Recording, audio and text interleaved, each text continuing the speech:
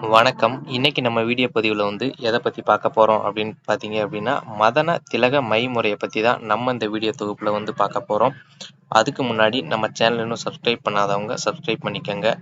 கூட வர்ற bell சிம்பலையும் ஆல்ன்றத click பண்ணிக்கங்க. அப்பதான் நான் போடுற வீடியோ உங்களுக்கு உடனுக்குடனே நோட்டிஃபிகேஷனா வரும்.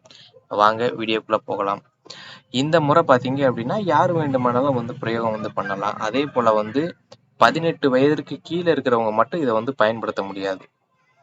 இது ஏன்னு பார்த்தீங்க அப்படின்னா, இந்த முறைய வச்சு ஒரு கணவன், மனைவி பிரிச்சிருக்கிறாங்க அப்படின்னா, அவங்கள ஒண்ணு சேர்த்துக்கலாம். அதே போல விரும்பிய பெண்ண அடையணும் அப்படின்றதுக்காக காதலன், காதலி பயன்படுத்திக்கலாம். அதே போல தொழில், பணம் குடுக்கல், வாங்கல் இது போல இருக்கக்கூடிய நபர்கள் இந்த முறைய பயன்படுத்தலாம். இது பார்த்தீங்க அப்படின்னா, ஒரு எளிய முறை தான். யார் வேண்டுமானாலும் பயன்படுத்தலாம். இதற்கு முதல்ல என்ன பண்ணணும்னு பார்த்தீங்க அப்படின்னா, ஒரு வளர்பிறை ஞாயிற்றுக்கிழமை நாளன்றைக்கு தேர்ந்தெடுத்துக்கங்க. முதல்ல என்ன பண்றீங்க அப்படின்னா, தொட்டால் சிணுங்கி. இந்த தொட்டால் சிணுங்கியோட பூவ ஒரு 10 பூ அது அளவுக்கு பறிச்சுக்கங்க. உங்களுக்கு தேவை அப்படின்னா கொஞ்சம் கூடுதலா பறிச்சுக்கலாம். இதற்கு பார்த்தீங்க அப்படின்னா, காப்பு கட்டி சாப நிவர்த்தி பண்ணணும் அப்படின்றதெல்லாம் கிடையாது. இத பூவ ஒரு 10 பூ இல்ல அப்படின்னா உங்களுக்கு எந்த அளவுக்கு தேவையோ அந்த அளவுக்கு பறிச்சு எடுத்துக்கங்க. அதற்கு கூட பார்த்தீங்க அப்படின்னா, வெள்ளை பசுவோட சுத்தமான நெய் வேண்டும்.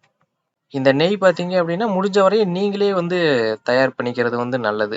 அதிகபட்சம் பார்த்தீங்க அப்படின்னா, ஒரு 1/4 லிட்டரு இல்ல அப்படின்னா ஒரு 1/2 லிட்டர் பால்லயே பார்த்தீங்க அப்படின்னா, உங்களுக்கு தேவைக்கு அதிகமாவே நெய் எடுத்துறலாம். அதற்கு அடுத்தபடியா பார்த்தீங்க அப்படின்னா, மல்லிகை அர்த்தர்.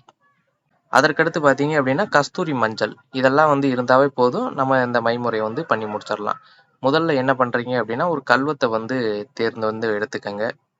அதற்கு அடுத்தபடியா பார்த்தீங்க அப்படின்னா, முதல்ல அந்த பூவ போட்டு அரைங்க. அந்த தொட்டால் சிணுங்கி பூ இருக்கு பார்த்தீங்களா? அது கூட பார்த்தீங்க அப்படின்னா, கொஞ்சம் பசு நெய் விட்டு அரைங்க. அதற்கு அடுத்தபடியா பார்த்தீங்க அப்படின்னா, கஸ்தூரி மஞ்சள். அதற்கடுத்து பார்த்தீங்க அப்படின்னா, சுத்தமான மல்லிகை அர்த்தர். இது பார்த்தீங்க அப்படின்னா, அதிகமா விட்டுறாதீங்க. ரொம்ப பார்த்தீங்க அப்படின்னா, ரொம்ப தண்ணி மாரி ஆக விட்டுறக்கூடாது. இது பார்த்தீங்க அப்படின்னா, அந்த சந்தனம் இதெல்லாம் இருக்கு பார்த்தீங்களா? லைட்டா தொட்டு நெத்தியில வைக்கிறது மாரி. அது போல தான் வைக்கணும். அந்த அளவு பார்த்தீங்க அப்படின்னா, ஒரு மை பக்குவத்துக்கு அரைச்சு எடுத்துக்கங்க. அதற்கு அடுத்தபடியா பார்த்தீங்க அப்படின்னா, இத ஒரு வலிச்சு பார்த்தீங்க அப்படின்னா, தாமரை இலை.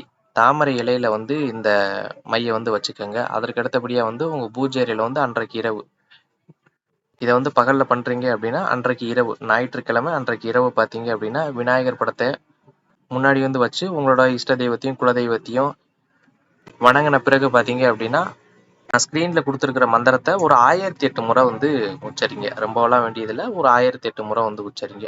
உச்சரிச்சு முடிச்சதுக்கப்புறம் பார்த்தீங்க அப்படின்னா, அந்த தாமரை இலையில எடுத்து வச்சிருக்கீங்க பார்த்தீங்களா மை, அத கொண்டு போய் என்ன பண்றீங்க அப்படின்னா, ஒரு செப்பு டப்பாவுல வச்சுக்கங்க. செப்பு டப்பால எடுத்து உள்ள வச்சிடக்கூடாது. தாமரை இலையில மடிச்சு அப்படியே வச்சிருக்கீங்க பார்த்தீங்களா? அத மடிச்சு வச்சு, அதற்கு ஒரு செப்பு டப்பாக்குள்ள வச்சுக்கங்க. ஏன்னா தனியா வச்சோம் அப்படின்னா தூசி இந்த மாரி விழுந்துகிட்டு இருக்கும். அதனால பார்த்தீங்க அப்படின்னா, பத்திரப்படுத்தி வச்சுக்கங்க. நீங்க எப்பல்லாம் வெளியில போறீங்களோ, அப்போதைக்கெல்லாம் உங்க 2 புருவத்துக்கு மத்தியில வச்சுட்டு போனீங்க அப்படின்னா, உங்களுக்கே ஒரு நல்ல மாற்றம் தெரியும். இப்ப நீங்க யார்ட்டயும் போய் பேசுறீங்க அப்படின்னா, அவங்க பார்த்தீங்க அப்படின்னா, உங்களுக்கு கட்டுப்பட்டு பேசுவாங்க. உங்கள மீறி பேச மாட்டாங்க. அதே போல உங்களுக்கு பணிஞ்சு பேசுவாங்க. இத பார்த்தீங்க அப்படின்னா, ஒரு சில நபர்கள் தவறான வழிகளுக்கும் பயன்படுத்துறாங்க. பார்த்தீங்க அப்படின்னா, யாரும் தவறான வழிகளுக்கு பயன்படுத்தாதீங்க. ஒரு நல்ல விஷயத்துக்கு பயன் படுத்துங்க. நன்றி, வணக்கம்.